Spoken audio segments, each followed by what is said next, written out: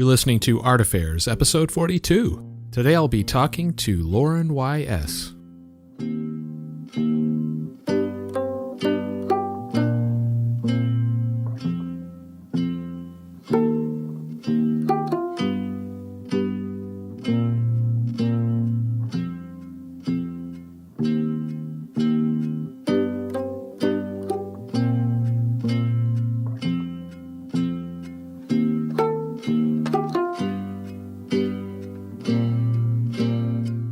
Alright, so my name's Michael Faith, and this is Art Affairs. Art Affairs is my attempt at shining a spotlight on the many wonderful people that make up this amazing art community, featuring conversations with artists, gallerists, curators, telling their stories.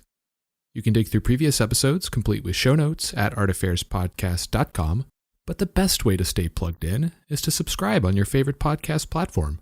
And if you're really enjoying the show and want to help support what I'm doing here in an even bigger way, check out the Art Affairs Patreon.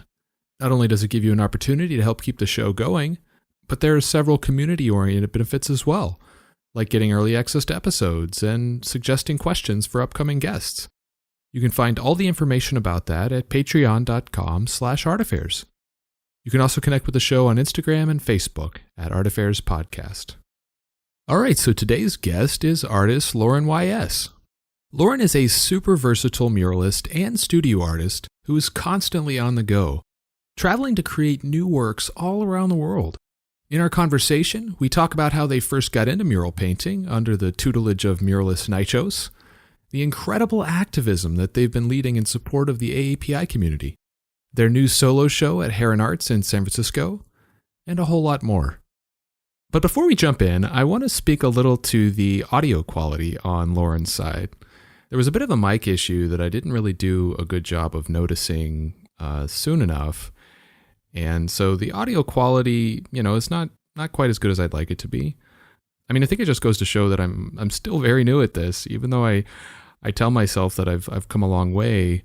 I'll still have some missteps here and there. I think one of the main things is that a lot of times I'm focusing so much on what my guests are saying that I don't always do a great job of noticing issues in their audio. And I think this was a time where I feel like the quality of the audio didn't match or do justice to the quality of the content.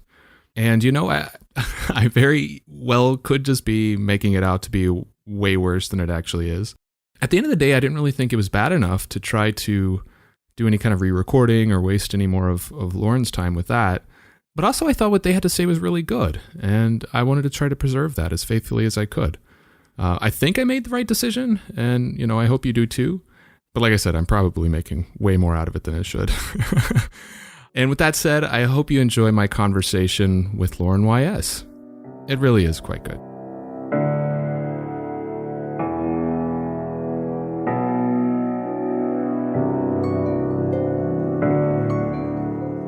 Lauren, welcome to the show. I'm stoked to have you on.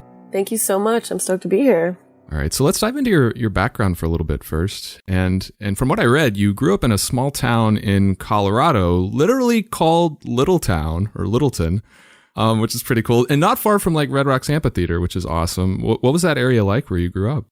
It was pretty charmed, really suburban, and I kind of grew up with, I think I had just sort of a psychological, escapist childhood, which I think sort of carried through my life. It was a lot of very natural, a lot of deers would walk through our backyard and stuff. And then I did actually spend time in a family home that's up on a hill where you could literally see Red Rocks from my bedroom window. Oh, wow. During high school. So I remember sitting and doing homework and hearing Daft Punk playing and being like, why am I not there? But yeah, the very natural upbringing, very into the mountains and the animal life. Yeah, Red Rocks, that's my bucket list venue. I've always wanted to go there, and that's one that I've just never had an opportunity to. Did you go to a lot of shows because you live that close? Yeah, I went to a ton of shows. And it got into my work a lot too. I was drawing, because the two rocks that make up the formation have a really interesting history with the actually Native American history, geological history of Colorado. But yeah, I've been there a ton of times. They show movies there. You can go run up and down them when there's not a show. I saw Bjork there when I was 16 and it Nice. changed my life. I hope you get to go.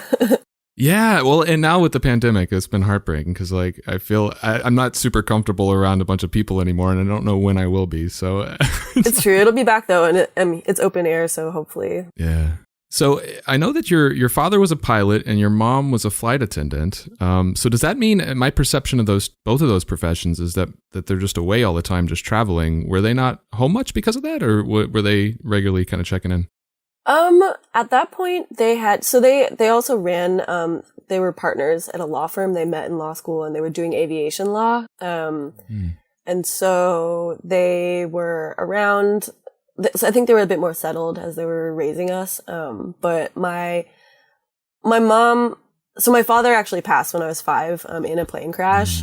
So he wasn't around after that, obviously, but my mom is the most incredible mom that I've ever heard of. And she sort of just gave up everything after that to raise us. And my grandparents moved in too to do that. So I'm not sure what it would have been like if he was around and they were still doing their flights. But I think they took us traveling a lot as a kid. So traveling, being itinerant was sort of in my blood also. And is that something that you enjoyed doing even at a young age, traveling? Yeah, absolutely. I can't remember a time that I wasn't like in airports or bouncing around or moving around. And I think I'm grateful for that from a young age. With their background in sort of aviation and doing aviation law later, and you traveling a bunch, how did you ultimately become interested in art? Like what sparked your interest there? I was always making art. I was definitely the weird art kid in high school. I would draw on walls and bathroom walls and yeah, I think I just always wanted to be either an artist or a writer. And I studied both in school, but somehow just ended up doing art full time. Like somehow, I don't know if anyone ends up doing art like intends to do it. It's like kind of thing you'd never think is possible, and then you wake up like 3 years later and you're like, oh, I guess I can actually make a career out of this. Didn't you also, as a teenager, work at the Denver Art Museum? So that's sort of early exposure to the museum world, I guess. What kind of stuff were you doing for them? I was just an intern. I did like so many internships for so many different things. I was like a serial unpaid intern for like galleries, art publications, t-shirt, like graphic stores, or, I just wanted to get my hands in every part of the art world and see what I liked and what I didn't like. And then that made me realize that I don't like anything except for just making art. That's really cool. And so when you went to school, you ended up going to Stanford, which, I have a very high impression of as far as the quality of education that Stanford is, but I don't necessarily immediately think of them as an art school. So I guess, do they have a good arts program? And I just wasn't aware of that. Like, what is that like? That is the general response to that. I had applied to basically only art schools on the East Coast and then Stanford. And I got in early and they offered me a really good support package, which was a huge deal, obviously, because, the other thing about art school is that you get saddled with a lot of debt that can be pretty crippling over time. And I decided to go with Stanford because I'm still like unsure whether I believe that getting an art like school degree means that you'll end up being an artist. And I just wanted to, like, the ethos of the school really jived with who I am and still does. I don't know, it feels really free there. And it felt really freeing to be like, I was like peer advisor to the art department and got art grants to do a bunch of crazy projects and animations. And also the English department is incredible. So I think it was like, the program itself isn't that rigorous or diverse or well developed, I'll be honest. But there was a lot of space for people who are like really interested, like want to make space and programming for themselves. And so I think I carried that through after school too, because I was so used to like asking for grants, creating projects, like trying to make space for myself, that it didn't seem weird to leave school and be like, I have to make my whole career, rather than being used to like getting assignments or something like that. But I would say that I don't have like the most rigorous art training. And I think sometimes that's actually served me well because I don't know when I'm fucking something up. Well, and you mentioned the English department because I know your focus was sort of two parts. You focused on both English and art. So like, what was your career goal at that point? Like, what did you want to do with a focus on both English and art? When I graduated, I really wanted to write graphic novels. And I still do. Yeah, I've always been really interested in visual storytelling, serial storytelling, and that is something I still like. What I would love to do is like write a graphic novel or even like an illustrated children's book or something, and then have it be made into a film that is either animated or stop motion. It just takes a lot of time, and what I wanted to do also was like do high adrenaline, like traveling art based work. And like, there's nothing more fun and more exciting than painting murals. So that kind of picked up for me. And then it's just somehow like 8 years later, I'm still doing it. But yeah, I mean, that's why my work is so like narrative based. It's like always telling a story. And I've been doing a lot more writing lately. Just want to bring my career back towards like something that's a bit more intellectually based and like long form and something you have to sit and like delve into and think about rather than just looking at.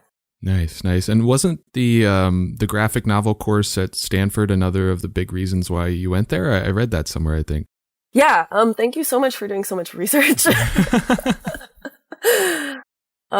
Yeah, I almost forgot about that. Yeah, they have a full graphic novel course where you literally ideate and take through and produce a full graphic novel over the course of 2/3 of the year because of the quarter system. And I took it as a freshman, and then I'm the only person who's taken it like 3 times. I like somehow rigged the system to like do it multiple times. But and it's really cool because it's always like focused on some kind of socially conscious issue. So we did one about nuclear bombs in Japan and one about sex trafficking, honestly, which is heavy stuff for like people who are 19 or 20. Sure. But it's funny because at the time I was like, this is cool, but it's not that cool. Like I want to write stories about monsters and like sea creatures and aliens. And now I'm 8 years later, I'm coming back to, social justice and being like, this is journalism. So I grew up a little bit. No, that's really cool. And so, you ended up graduating in 2013. And after graduating, was that when you moved to Oakland? Because I know you were in Oakland for a while. Had the Bay Area just sort of become home at that point? Yeah, I actually I moved to San Francisco, which I'm really grateful for because no part of me is dumb enough to make that decision ever again. And I actually lived in a commune called the Convent, which is set up in the Lower Haight in a place that used to be a convent. So there's like a confession booth and like nuns used to live there. And it was really formative for me because I was in the very last dredges of like what I considered to be like the lowbrow art scene happening in San Francisco. So like Zero Friends with Alex Pardee was still there. 5024 SF was still there. Street artists were still coming through. It was really exciting. And it was really formative for me at the time, but I didn't even know it. But then a couple years later, I realized I couldn't afford it, like nowhere close, and moved to Oakland. And for that first year out of college, it seemed like you were doing several different kinds of work. And you kind of mentioned that earlier. You explored pretty much every facet of the art community. So tell me about that. Were you just sort of uncertain as far as what you wanted your path to be, that you're sort of just exploring your options? Yeah, absolutely. I thought, I know nothing about this world. So I might as well do as much as I can in it to figure out what I like. So I interned at Spoke Art. I interned at 5024. I folded t-shirts at Upper Playground. I interned at Juxtapose. I just, got my hands in everything. Just did a lot of unpaid work. Did you end up continuing to write for Juxtapose as sort of a contributing writer even later? Yeah, I did. I did that for about 7 years in total. Yeah. Do you like writing about art, like and or other people's art? Yeah, absolutely. I like writing about anything. Like I was just looking for any reason to write. But I also really I think that's part of why my passion for helping uplift other people's work comes from. Is that I think that the curation there can often be very what's in our world, who are we looking at? And I've always run in these sort of cuttier communities where it's people making really weird stuff or don't have as much of a spotlight. And I was I just want to be able to help out my friends who are trying to push what they're doing. And if they might not get seen by people who are working in offices or live in different worlds. So, it was really fun, but it was a bit I had this last year, as it has been for everybody, was a bit of a mind fuck for me. So I just decided to kind of divest myself from more institutionally focused things, and just focus on my own stuff. Sure. And I think it was also that initial kind of gig with their relationship with Juxtapose that sort of led you to meeting Nightshowz, who ultimately, kind of schooled you, I guess, a little bit in street art early. Tell me about that. How did you first connect with Nightshowz? I was working under the very excellent Hannah Stouffer at the time, who's an artist and also a writer, and also has I think a production company. So she was my mentor at Juxtapose at the time, and she knew I was into street art. I had done some kind of rhetoric course my freshman year that involved street art. And she knew about that, but I'd never seen a mural being made. I didn't know how it happened. So she told me that he was up in, where was it? On Castro Street, I think, painting. And I was interning at 826 Valencia at the time, which is the pirate store, but also creative writing for kids. I was also interning there. And so I was I need to take the day off so I can go see this happening. So I rolled up and he was painting and I was just blown away. I was this is the coolest thing I've ever seen. I want to do that. How do I do that? Yeah. And we became friends because we actually lived near each other when he was working on a solo show. So I would just come and hang out. How did that ultimately, I guess, lead to you going out to Vienna, working at his studio? I think he saw that I was really excited about what was happening and what he was doing, and that I wanted to see how I fit into the world there too. And he's also really good at encouraging young artists, and he's a good mentor. And so we became friends, and he invited me out to just, I think, sort of be an assistant type thing. So yeah, I got to, and we knew that we got along and we could spend time together. And that I didn't get in the way, and that I picked up cues really well, and was just excited about it. So, I ended up spending 3 months there and doing a little show at his gallery. And I just learned, he took me painting tracksides, for the first time. It was just my intro to the world, and it kind of blew my mind. What is, I guess, what do you think is the most important? I mean, that's probably a hard question to answer. What do you think was the most important kind of schooling that you got, or the thing that you learned that you really appreciated from that period? That's a good question. I honestly, nobody paints like Nick does. It's a very it's when people talk about flow state, and I know that's kind of crunchy, but when people talk about that, I'm that's actually what that means when you talk about the way Nick paints, because it's everything about it, driving the lift, at the same time as painting the lines and the spray paint, and it's all this, this literal, flow state. Everything goes into it, together. The music you're listening to all this, and I was you look at it and you're this person is an insane person. I don't know. It's not just about the mural anymore. It's about the whole process, the freestyling it, never using a projector. And I think that just watching him paint that way, showed me the true importance of the process of painting, and how it can be this just totally freeing thing. It's the most fun in the world, the most expansive creative process that I've ever experienced. And I paint with a similar kind of flow because that's how I learned. And it nothing makes me happier or feel more free than doing that. And I just we're all drug addicts, right? We're at home just waiting till we can paint another mural because it feels so good. Large scale out in the sun, in a giant boom lift, on your own. So I'm really grateful for that, because it's brought me so much happiness and so much creative I don't know, like affirmation in my life. Sure, sure. And I know that for a while, and I don't know with the last year being what it was, I don't know if it's still the case, but I know for a while you were traveling like 6 months out of the year. Is that difficult, just that constant change of context, or is it something you kind of thrive in? I tend to thrive in that. I really miss it. I think that's something that's really unique about muralists and anyone who like is super itinerant for their creative work. Yeah, I loved being like, I think there was a month once when I was in like 4 different countries in a month. Oh, wow. Yeah. And I love it. Like I love long flights. I love bouncing around. I miss it and I hope to go back to it. But the one thing I realized in contrast with not being able to do that during the pandemic was that you kind of lose yourself personally. You just become whatever you're doing, and like lots of elements of your personal life can really like suffer.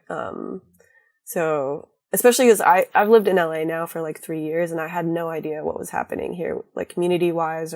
So I really enjoyed being here during pandemic to take part in all the protests and like community work and get to know the people around me and like really put down roots, honestly, which was scary. But for the most part, are these murals, the trips that you take for mural work, is that mostly festivals? Are they commissions? Is it some combination of those? Like, what is that situation? It's a combo. When we would put together a tour, like I did like sort of a mini Asia tour at some point. It was like a combination of like a festival in China, and then commissions would pop up when people saw that you were in town. So like be like, okay, then let's just go to Japan, because I've always wanted to go to Japan and paint. And then, a restaurant would be like, I'll pay you to do this. And then you take a little trip and then ask someone if you can paint this. Okay, right on. And I know the last kind of big event that happened recently was, the kind of special powwow, the first decade, which, the normal powwow event that normally happens in February wasn't really possible due to COVID, but they supplemented that with this first decade. Having missed the normal kind of powwow Hawaii event due to COVID, like how did that feel? Getting back and communing with your fellow artists again for the first time in a while?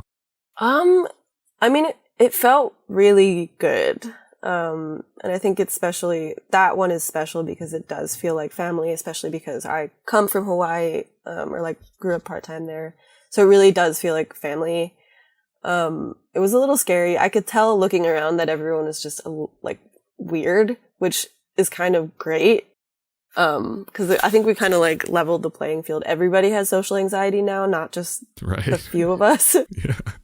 And, even though they're your close friends, it's still sometimes people have gone through a lot of things in the past year. So I think everyone was just really patient with themselves and with each other, and it felt really good. Yeah, I think it's just going to be a slow burn, like re-entering everything. And I hope that things don't go back to normal, quote unquote, just because, there's been such a change in like collective psychology in the past year. So. No, for sure. And for this event, were these all indoors? It was hard to tell. It seemed like they were all inside the Bishop Museum. Is that the case? Yeah. They were all indoors except for Alice and Humans on the front of the museum. Does that change like the dynamic for you when it's indoors versus outdoors? Yeah, yeah, absolutely. But I think part of being a good muralist is knowing when you change your vibe to fit the setting. So like, people know me as like a strictly spray paint person, but I've been wanting to shift my practice to get more into like, this is a museum mural and I really would love to level up what I'm making. So I decided to do this image for my upcoming show that's like extremely detailed and something that I was very nervous to pull it off. But I was like, I'm going to do it all brush, all monochrome. I had assistants for the first time in my life. But it felt good because it wasn't, it's a museum. It's not about the like metal street art, like boom, boom, throwing spray cans. For me at that, like my decision was like, let's do something that's like a museum piece and like take your time, even though it drives me insane. What with it being inside, what happens once the exhibition is over? Do they get painted over? Was it in some way portable? Like how does that work? Oh my God. Yeah, you don't know how badly I wish it was portable. No, they're gonna paint over that. Wow. I mean, how do you feel about just, I guess, the ephemeral nature of mural art in general? I mean, I feel like sanctioned mural art has a little bit longer of a lifespan than like graffiti and sort of the illegal stuff. But even so, like there was a mural here in Austin that Shepard Fairey painted in like 2013 for South by Southwest. And 2 years later, they tore the building down for a condo. Oof. Yeah, right. So there's still a lifespan that's a little bit shorter a lot of times in studio work. So how do you feel about that?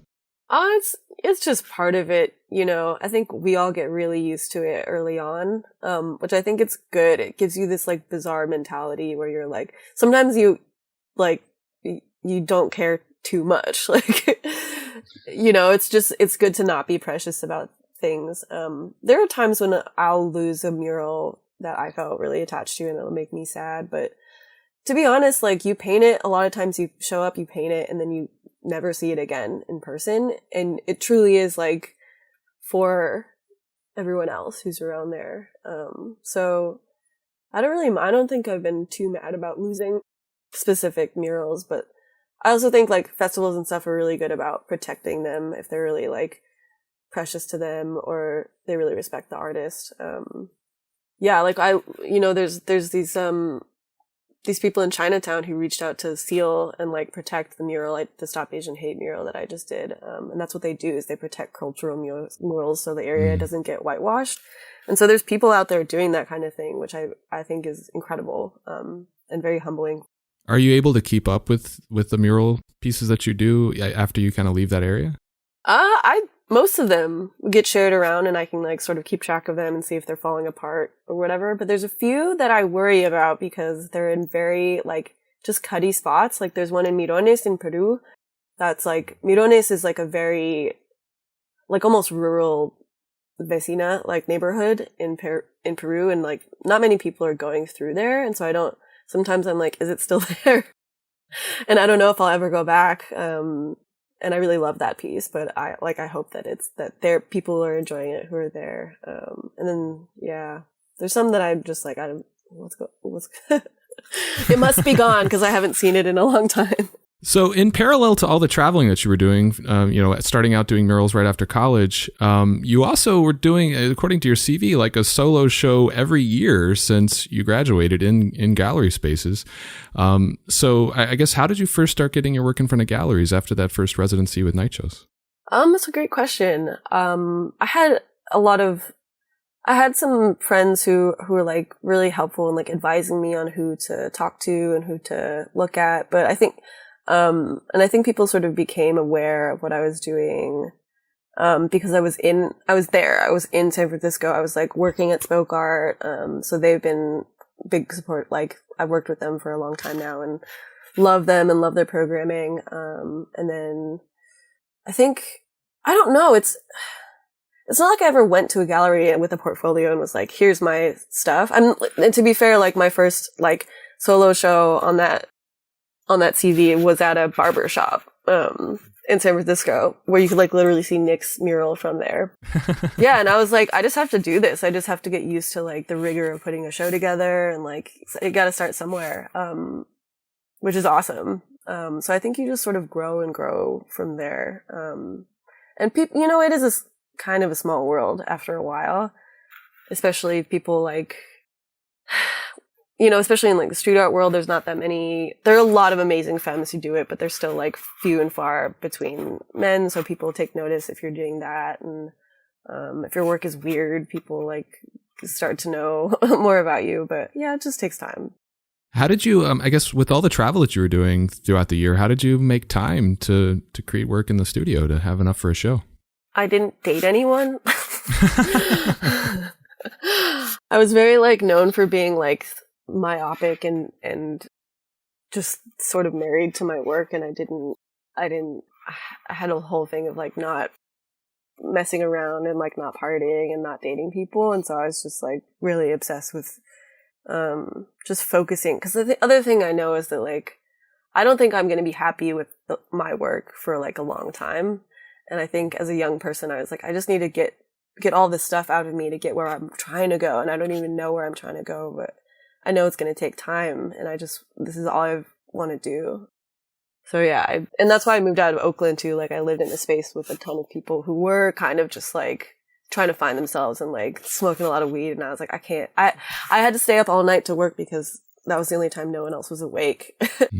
Was it important to you to kind of maintain that studio practice and continue doing work for galleries, even though you were growing as a muralist as well? Yeah. I think there were a couple years where I was like, I just want to paint murals right now, and travel, which I think is great. I believe muralists tend to have that kind of like ebb and flow.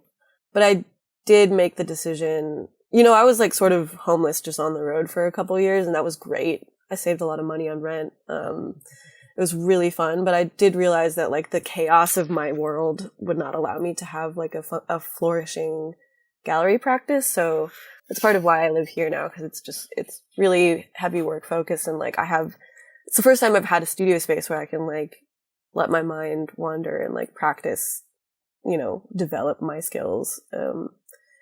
And I think, gallery work is really important. If not for participating in this world, for developing your oeuvre, if you will.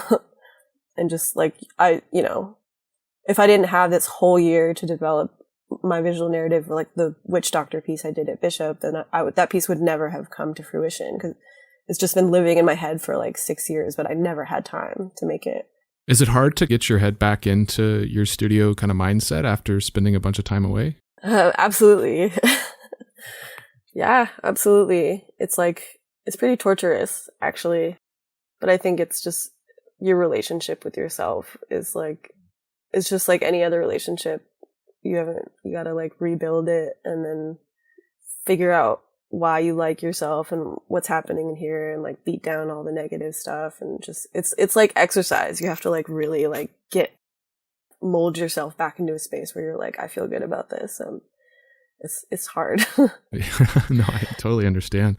All right, so let's dive into the work itself. Having worn so many different hats around the art community and seen so many different facets of what the art community offers, I guess, do you feel that that's influenced the style and sort of the themes that you work with in your art, having that kind of broader perspective? I think potentially. My work has always been like a bit all over the place, I would say, although other people will say that that's not true. But just, I get really obsessed with whatever I'm obsessed with at the time. So my work will like have a shift into like certain color schemes or like content or whatever. And I think being in so many different areas all the time has sort of like created this just element of like chaos stylistically in my work. Not anymore, but like there were multiple years where I was just like bouncing from style to style to style, like without knowing it, which I think is great, because it sort of, again, forced me to plow through like all the stuff to figure out where I really wanted to settle for a minute. But yeah, and I do think that I'm always thinking about narrative. So I think, working in writing has always like sort of influenced what I was doing.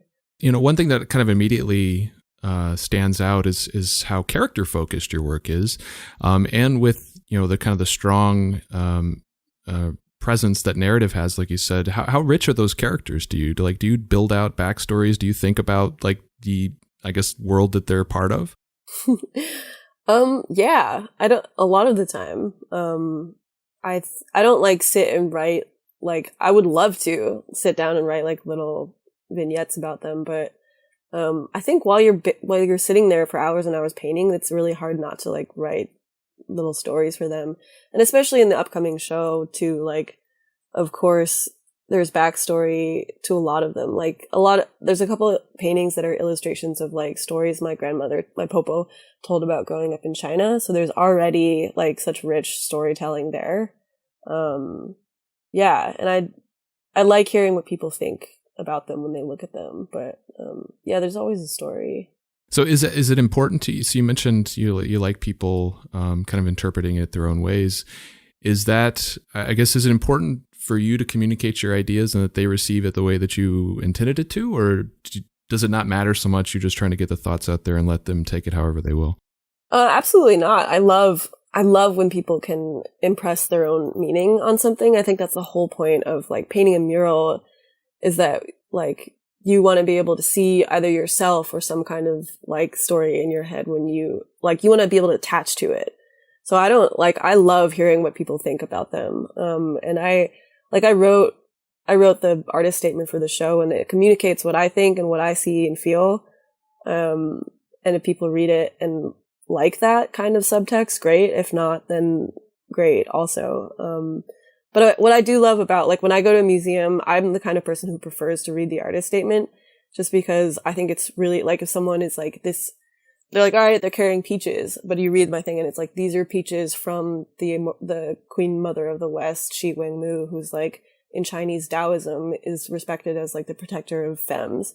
And you're like, oh, that's fucking sick. Like, rather than just like a peach. So this work is like a little more interesting in that way because it has like historical underpinnings, which is not always true of my work. So I would encourage people to read about it, especially if you're interested in Chinese culture, but it's not necessary. Right on.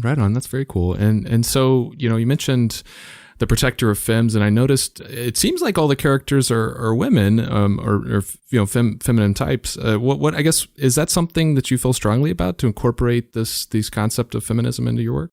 Yeah, absolutely. I always have. I was raised by my mom, and my popo, like, heavily, and that's like a big underpinning of the show, as well as like respect for matrilineal lines. And then I have, I'm really close with my sisters, and I'm also queer, so of course I like worship women, and I identify as non-binary, but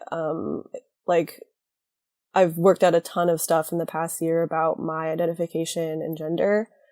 And I think that the way that I identify doesn't, I've argued with people about this because they say, well, how can you like be such an avid, like vehement supporter of feminism, but not identify as a woman?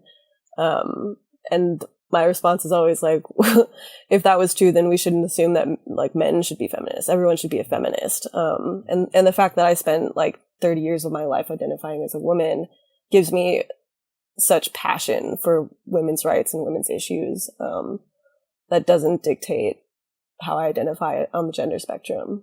Yeah, those aren't like mutually exclusive ideas, right?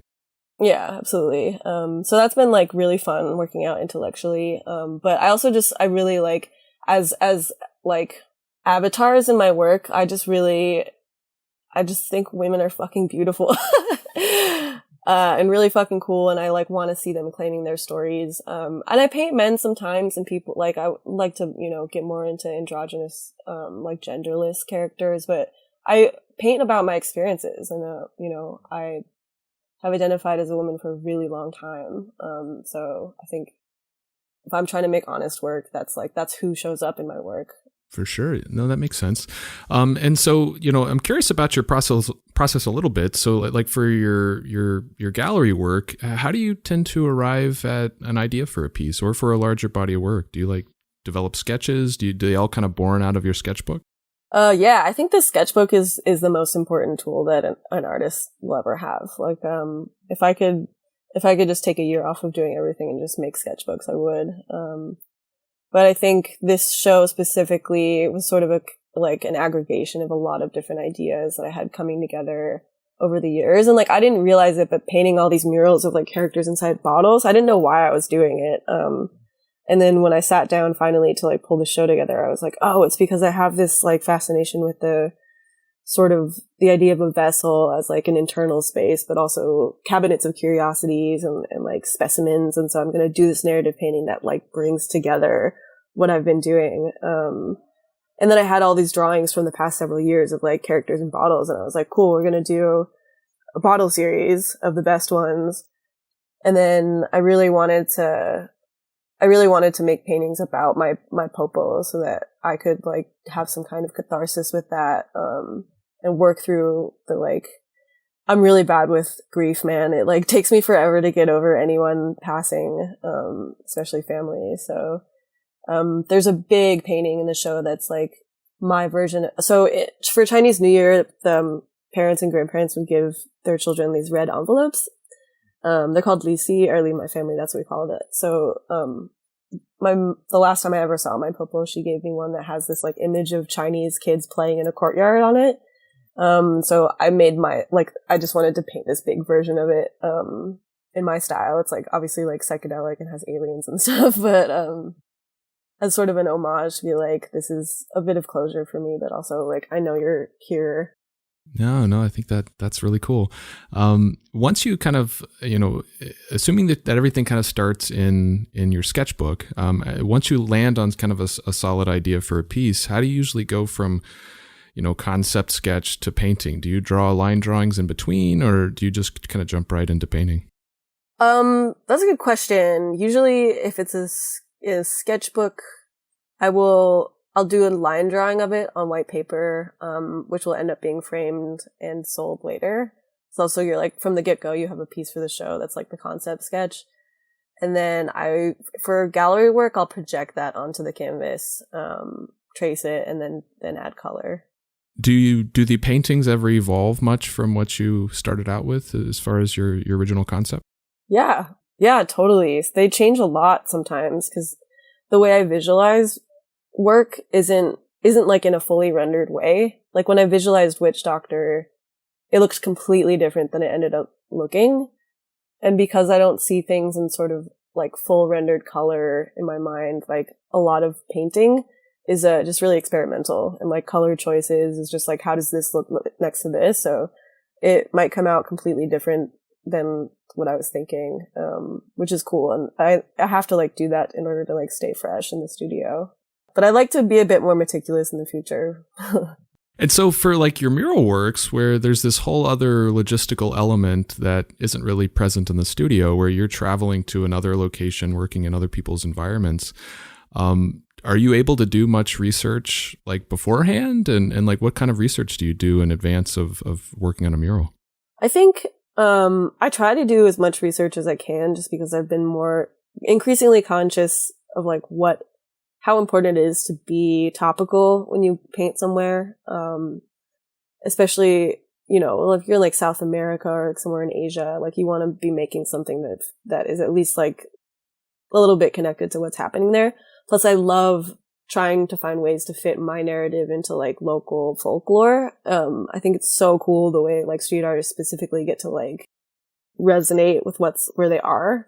So I'll do a lot of research on like specifically mythology around the area, which is really fun because I love global folklore and mythology. It's so cool. And it also like, I love looking at the way that those narratives influence like gender politics or like human relations in the common day. So like, I'm painting in China, they're like really into, the moon goddess. And so I was like, oh, yeah, perfect. I want to paint the moon goddess. And then like the whole story about the moon goddess is told a couple different ways. And one is like a little bit more misogynistic than the other. And I'll be like, I want to like reframe this in a way that like supports the femme storyline. Just local mythology is so cool. And I hope, always hope people are like into it. Yeah. When you're working in another city, or how much are you able to really get to know that area very well while you're there?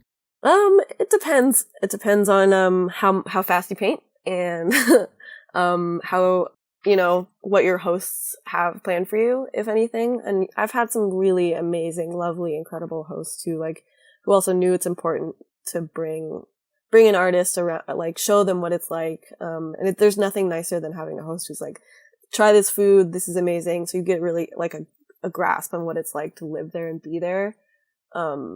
And then there's a couple times, when you show up and you have to paint in like 3 days and you have to leave, which is really tragic. But the piece has to happen no matter what. For like developing the concept for your murals, is it much different than the studio? Do you go through a line drawing and kind of do the same sort of process for what becomes a mural? That one is a little bit different. And I don't always have the exact same process, because sometimes you find out you can't get a hold of like this kind of spray paint or like these colors of spray paint, and that you have to shift your color scheme or your concept. And you just have to be really flexible about how to like piece it all together, which I've learned to be better at over the years. But usually I'll just have a line drawing and then a color scheme worked out in my head. and then show up and sort of like freestyle it, which is like super, super fun.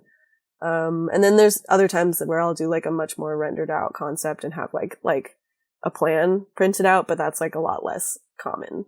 So when you say freestyle, you just get up and just start spraying on the walls with no kind of grid system or any kind of way of transferring your drawing to the wall? Yeah, it's I think it's, you know, because I came up learning from Nick, who comes from a graph background, so I think it's like it was always like no projecting, no grids, like no which was like hard in the beginning, but I think it's also part of that flow state thing, right? Like it's just really empowering to be like I can do this without using a machine.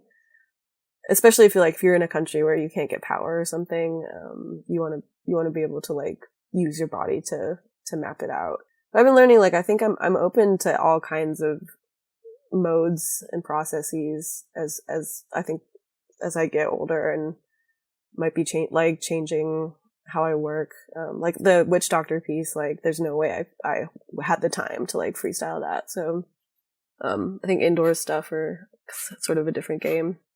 For like when you do freestyle, and you're so up close, how are you able to tell that it's going right? Like from a distance, do you have to kind of constantly go back and forth to check it? It's a lot of going back and forth, but it's also like it's not as hard as it seems. And I know that sounds douchey, but I think especially if there's something about size and spray paint together that kind of shrinks what you're doing. Like the bigger the wall, the easier it is to like work out an image and sort of just like put it into place. And then I think the more you get used to navigating visual spaces, the more you're aware of like this thing goes here in relation to this line in this drawing that I have in my head. And you just get better at knowing how the spatial relationships and backing up and being like, oh, I messed that up. I can fix that immediately because spray paint is so amazing. But it just, yeah, it's a process, but it's not as hard as it seems, is what I'll say. Was that something that you had to get used to, or was it something you were bad at first, and then, or have you just always been a rock star with it? Oh my God, I was so bad at I was so bad. Even I was so bad at spray paint too for like a long time, and I realized how bad I was, and I was like, I gotta ditch the brush. Like I have to ditch the brush for a year in order to try to get better at this, and it sucked. Like I did so many bad murals, but I got better way faster. And it was brutal, but I would recommend that to anyone. But yeah, the cool thing about spray paint is just so quick. Is it like you paint a really bad face, you can get rid of it really fast. Is that one of the reasons why you use acrylic so much in your studio works? Is because it's fast drying and you can keep working, and it's more similar to that? Yeah, I definitely think so. It has it performs the same as spray paint in that sense. And also like those fluoro colors are much easier found in acrylic stuff. But I do want to move back to oils. I know it's going to be torturous, but I would like to try that, I think, in my next body of work. Just as a personal challenge, or?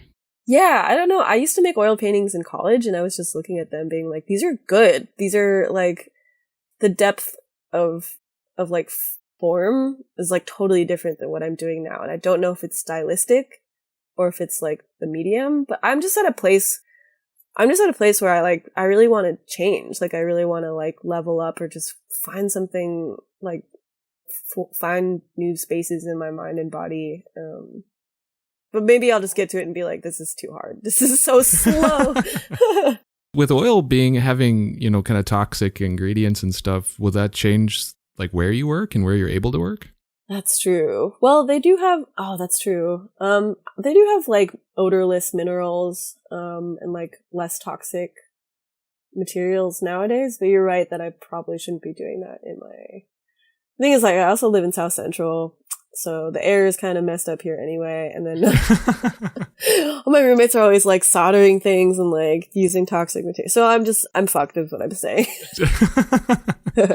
Right on. So before we kind of dive deeper into your new show, which we've talked a little bit about, but I first kind of want to talk to you about some of the recent activism work that you've been doing, and leading yourself, and specifically the great work that you've been doing, for the AAPI community. But even before that, I think before the events of the last few months, so sometime last year, you and your partner had created a microgrant program for the LGBTQ BIPOC community. So I'm curious to learn a little bit more about that. Like, what was the impetus for that program, and what were you doing or are doing with those microgrants? Yeah, great questions. It sort of came from, I had this whole, I make a lot of very sexually charged work. And as a queer person who wants to be honest about life in the work that they make, I end up painting a lot of images of me and my girlfriend having sex or whatever. And I'm like, this is cool because I want to talk about what it's like to be queer in my work. But there's always this other side of it that you have to be self-interrogative, where you're like, am I pandering to the male gaze, or profiting off of, an audience that I don't necessarily want visibility from, especially if I'm selling this work or making prints of this work. There needs to be some offset element of this process where I don't feel like I'm my soul is eroding from commodifying my sexuality in this way. So I was I did this really intricate line drawing of us, based off of The Handmaiden by Park Chan-wook. And I was normally I'm this is sick. I don't care who, I'm also just very open. Where I'm anyone can have this in their room, whatever. But I'm the contextual space of it needs to have something else balancing what I'm doing to feel good about this in my soul. So screw it. I'm gonna donate some of this to the queer community. And that'll make me that'll make my soul feel good about what I'm doing. And then I was screw it. This, giving out a grant one time or sending money to someone one time is not sustainable. And what we want to do is I want to shift everything I've learned about the last year in social justice is I need to shift what I do to be more sustainably giving back to the people that I believe in. And there's enough to go around. And I'm very fortunate to be working the way I do. And I'm not rich, but I make enough to support other things and other people. And it makes a big difference. So we're screw it, just make an Instagram. This doesn't exist. If I'm looking for artists and I want to know more artists who are both BIPOC and queer and see what they're making and thinking about, nobody's aggregating that stuff. Let's just do it. I'm good at Instagram. I can, low pressure. And of course, it's called Squid Tropica, which is a stupid name. It's low pressure. And just see where it goes. And then it just sort of picks up momentum, and it exists when we're not looking at it, and you can just go and look at it, and you can send them money too, and you can access their work. So it's self-sustainable in that way. So it's been really cool. And for I was just able to send out microgrants to AAPI artists we've been really looking at and know who need aid. How do you find, I guess, the artists that you want to benefit with these microgrants? We do rounds of submissions, first off, and then, I think we've gotten through that a little bit. There's a little bit less of a push right now as people move in and out of wanting to, submit for things.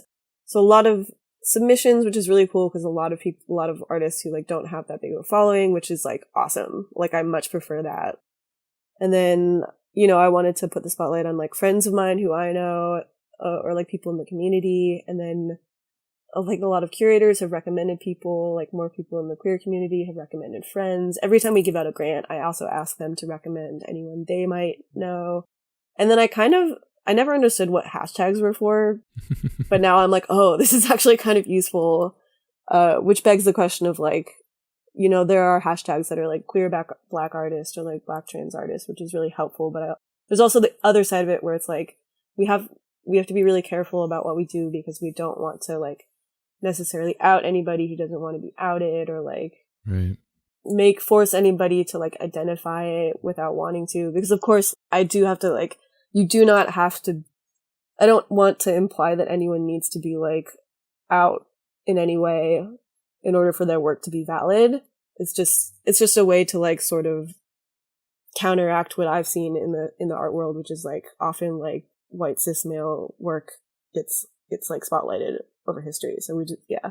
But I did worry about that too. I don't want anyone to feel like they need to be like queer or BIPOC to be valid. It's not. It's just another like resource. Yeah, no, that's a powerful thing that you guys are doing. And I know in the last couple months you did, or following the last couple months, you did a mural in, I guess, the Chinatown area of LA, drawing attention to a lot of the causes and a lot of the truly awful just racism that's been seemingly on the rise towards the Asian American community. So like, what's the story behind that mural? Was that something that you initiated and kind of came to them with, or were you asked to do it by others? Like, how did that start?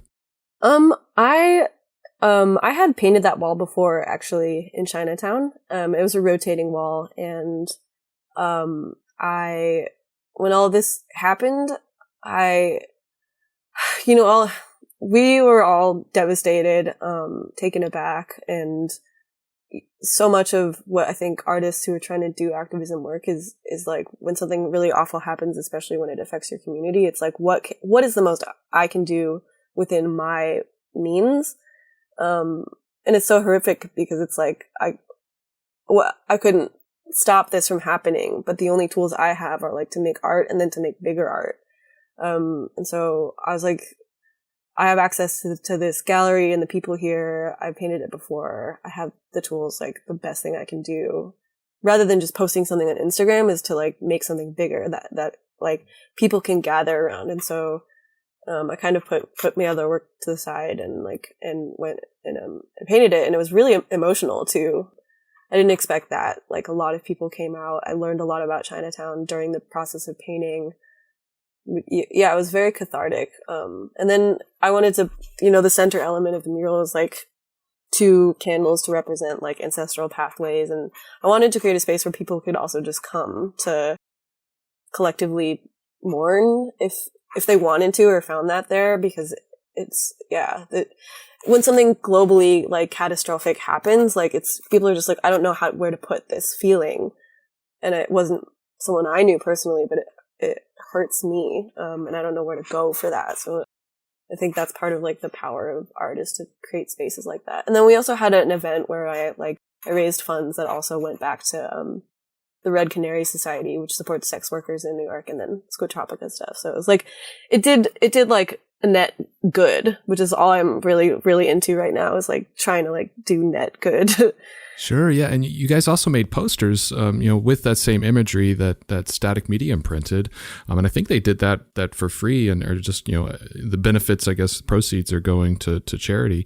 How did that kind of come together with Static Medium? I reached out.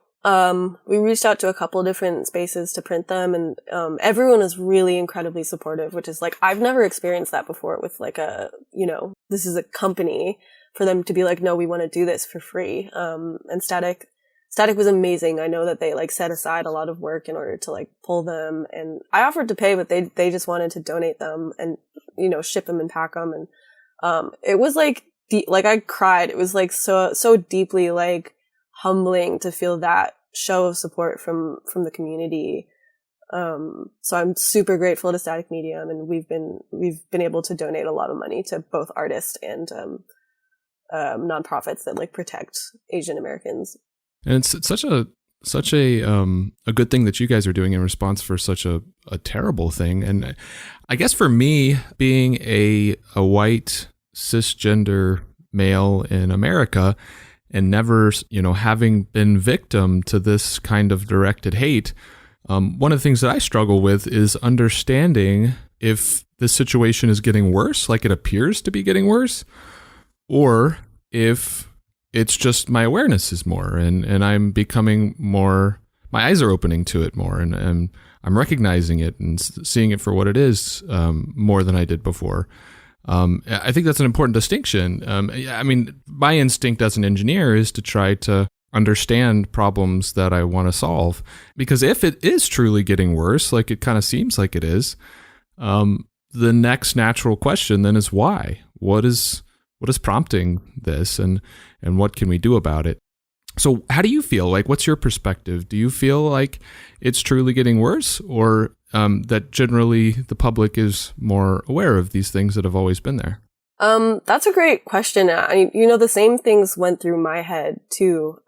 As we were all kind of gaslighting ourselves in the beginning because, being Asian, part of our narrative is very unique in that, like, we're always, when you talk about being Asian American, you're always also talking about being white adjacent, quote unquote, or, how colorism plays into the way we're seen as like an upwardly mobile, like, racial class.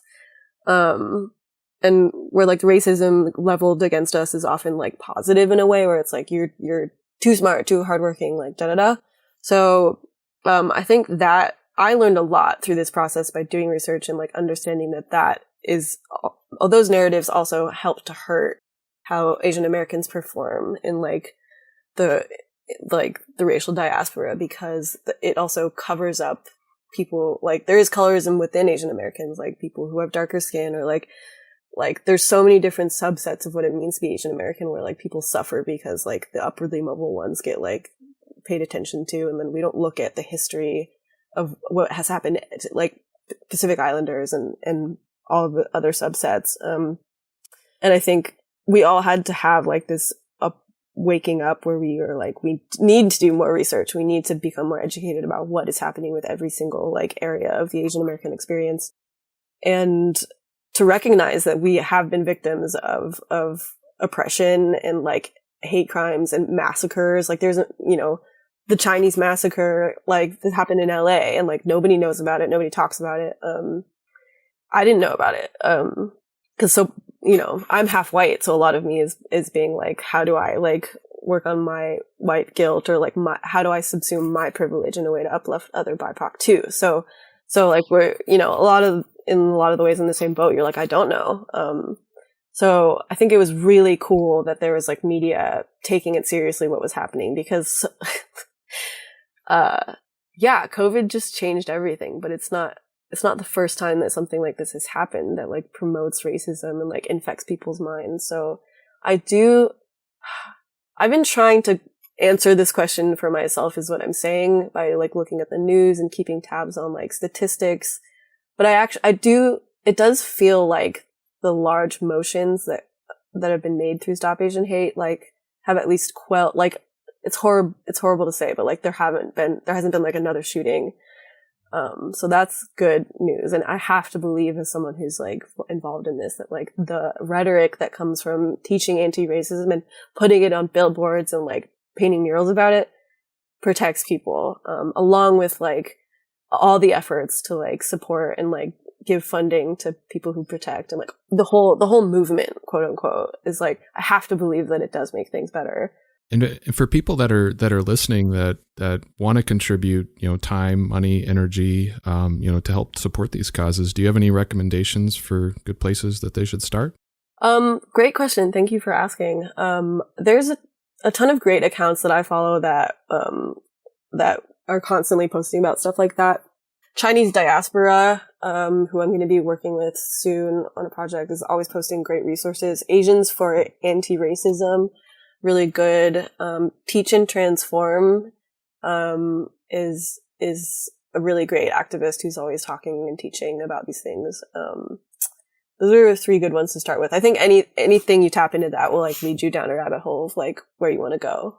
Or you can just email me and I'll try to answer. Awesome. Very cool. So let's dive into your new show. You've talked a little bit about it already as far as some of the motivation for it. It's opening on July 10th in San Francisco at Heron Arts, called Eidolon Vessel. I believe I'm pronouncing that. I hope I'm pronouncing that right. Yeah. And I think the meaning of Eidolon is that it's a specter or a ghost. So I guess, what is the story that you're trying to tell with this body of work? Yeah, so it's, Eidolon means ghost or specter.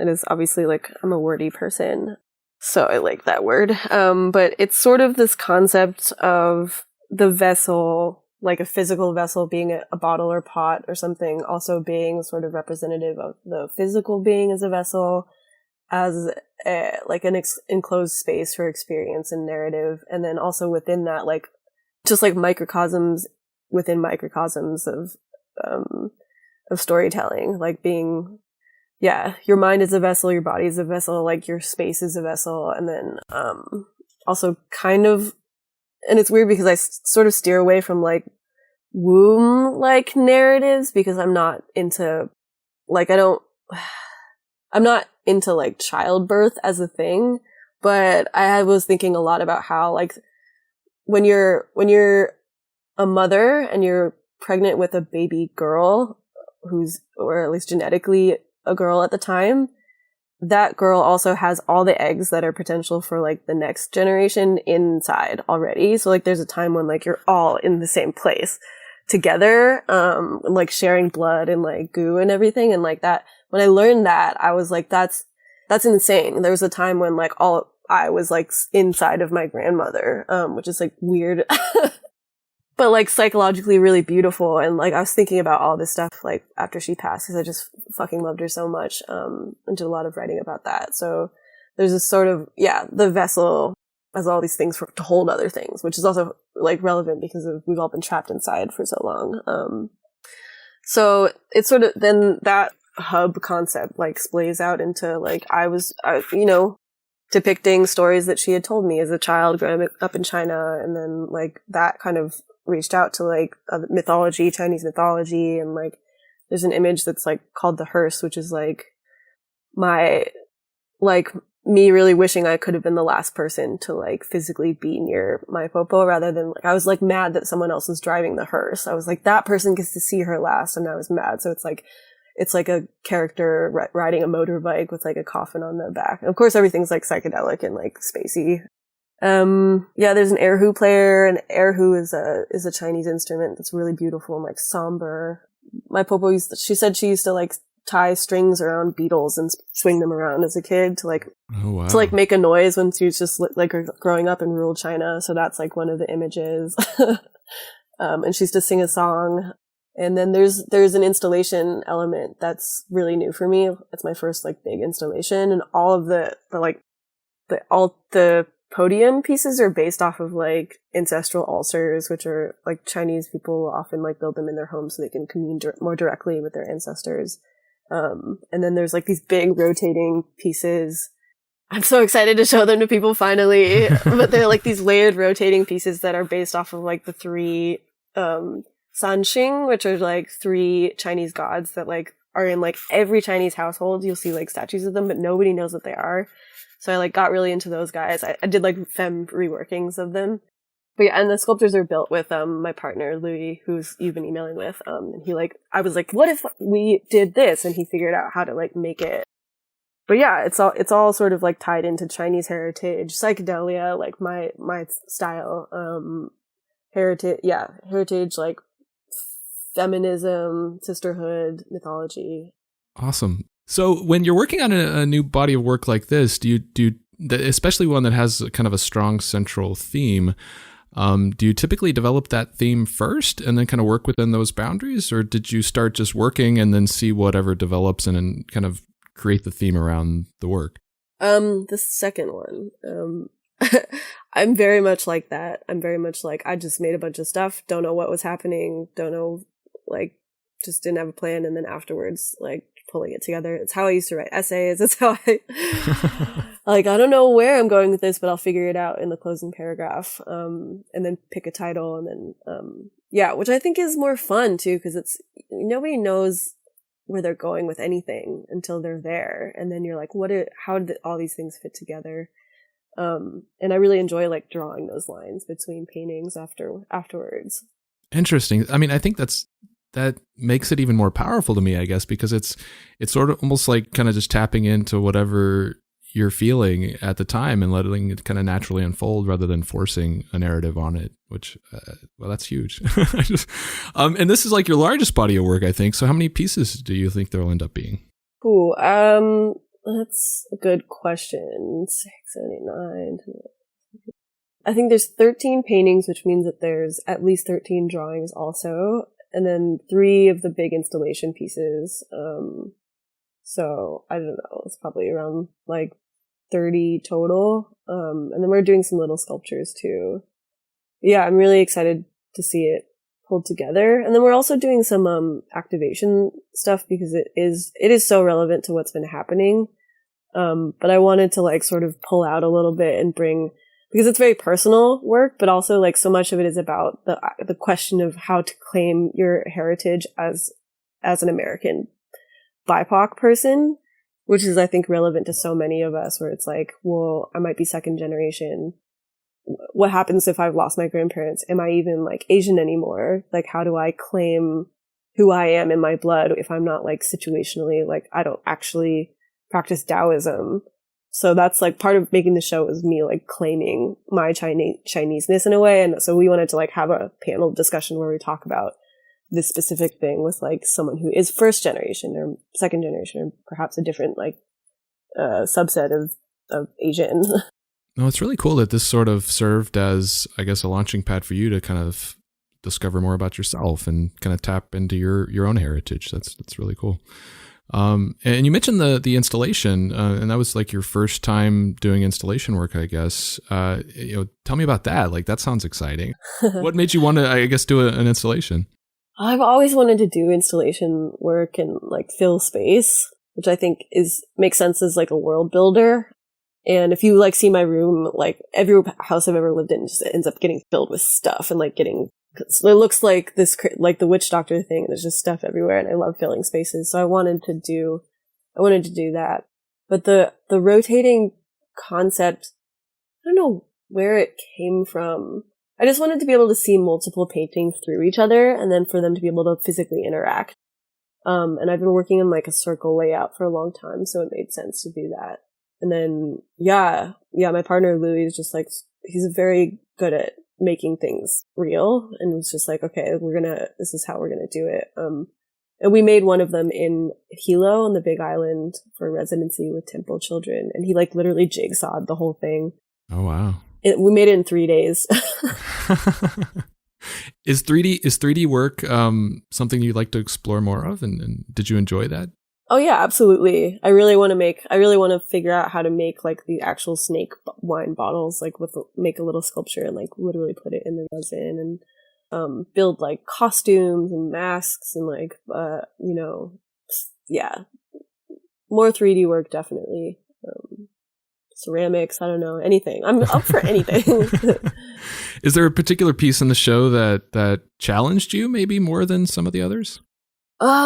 Yeah, definitely. The witch doctor piece was extremely challenging just because it was like so much, like I was trying to work with color and light more than I've ever done. And that's why I'm glad I got the chance to do a version of it at the Bishop Museum, because I could focus only on color or light, it being monochrome. So there's also a painting of it in the show that's like full color, and it's just like, I'm looking at it now being like, this is super cool because you can see all the different elements, but there's no like atmosphere to it. There's not no atmosphere, but there's like much less atmosphere because it's so like punchy. And that took me like 2 weeks to paint, and it almost broke me because I was just like, I'm so gonna lose my mind. Just because of all the details and how much you've put into it? Yeah, I think so. And just like, not only do you have to paint every single little thing, but there's also like the way that glass works and like the thing behind the glass, and how this casts light on this thing. And oh wow. I don't use reference much either too, so it's like all kind of out of your own head lighting situation. So it's like it's somehow that's a little bit harder sometimes, where you're like, I can't just look at this and get the information from it. I'm like, what is it? Like, how does this work in my head? That's incredible. Are you going to be able to attend the opening? I know it's going to be a week and a half after this show's airs, but it's a month from when we're talking. So yeah. Oh, nice. Yeah, July 10th. I will definitely be there. I think my whole family is going to be there, which is really exciting. And yeah, hopefully I can just see some old friends and like finally get to see this thing put together in person, because it's been a long time. Awesome. Very cool. So I think that's a good point to kind of close out. So tell people where they can find you online. Sure. You can find my Instagram at squidlicker, squid.licker. I have a website that has not been updated for a long time, laurenys.com. And all my info is on my Instagram if you want to reach me. But yeah, love to see people come out for the show. Awesome. Very cool. So last question, and this is something that I like to ask everybody. Who is one artist that you'd like to see me have on the show? Ooh, that's a good question. Out of anyone? I mean, anybody that's alive. I mean, we're gonna draw the limit there. Okay, that's fair. I'm like, oh, it's hard. Like a visual artist. Anybody. I mean, the sky's the limit. I was gonna say Bjork. Yeah, I'll work on that. Like, that might be a little hard. Or like Yayoi Kusama. Those are hard ones. But you like if we're talking about street art, I'm really into Mr. Aris, you know? Mm-hmm. Yeah, he's my favorite muralist. So I'd love to hear more about like, you know, what's behind his process. Awesome. Very cool. Great choice. So, Lauren, thank you so much for joining me today. This has been an absolute treat, kind of getting to know more about you. Really appreciate it. Thank you so much. I've had so much fun.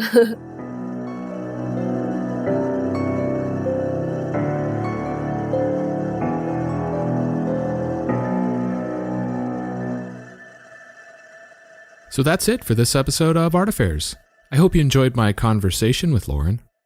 Lauren's been doing some amazing activism lately in support of both the LGBT community and the AAPI community. I really struggle a lot with what's been going on with the overt racism and hate directed at the Asian community in America. Like I was telling Lauren, it's something that I really struggle to wrap my head around and fully understand. Because it definitely seems like it's gotten a lot worse in the last few months. Definitely since the terrible events in Georgia, and then, I mean, even since then, just the cowardly acts that certain segments of the community have been doing towards the Asian community. It's just truly awful, and it seems like it's getting worse. But I don't necessarily trust that instinct, because I'm not the one that sort of hate has ever been directed at. As a white male in America, I've never, that's a very privileged position, and I fully recognize that. And so I don't know if it's truly getting worse, or if it's just I'm becoming more aware of it, and I'm more able to recognize it for what it is. So is the change that it's getting worse, which I think objectively we can say is a bad thing? Or is it that these issues have always been there and people are just now starting to wake up to them? Then I can be hopeful about that, because that means as people become more aware, then there's people like Lauren that actually try to do something about it. It was interesting to hear that Lauren had been wondering and thinking about the same sort of thing. And it's great to see Lauren take this initiative and really plug into this greater sense of social justice and a desire to contribute so much of their energy towards making things better. If you want to get involved and help out as well, you can either contact Lauren directly or just follow the Squid Tropica Instagram. I was really stoked to hear about this new body of work. The show Eidolon Vessel is Lauren's largest solo show to date, and focuses on their emotional journey and attempts at connecting with their Chinese heritage in a deeper and more meaningful way, following the unfortunate passing of their grandmother. The fact that this show provided Lauren that outlet to express these really difficult feelings of grief and cultural disconnect makes it a pretty special series. I'm excited to see all the works when it opens up. It's all happening at Heron Arts in San Francisco and opens on July 10th, a week and a half after the show should debut. So thanks again to Lauren for joining me today, and thank you for checking out the show. I'm truly grateful for your support. And just a reminder, one big way you could help out if you're really enjoying the show would be to check out the show's Patreon. You can find all the details on patreon.com/artaffairs. And as always, you can contact me through my website at artaffairs.podcast.com or on Instagram at artaffairs.podcast. So until next time, be good to yourself, and be good to each other.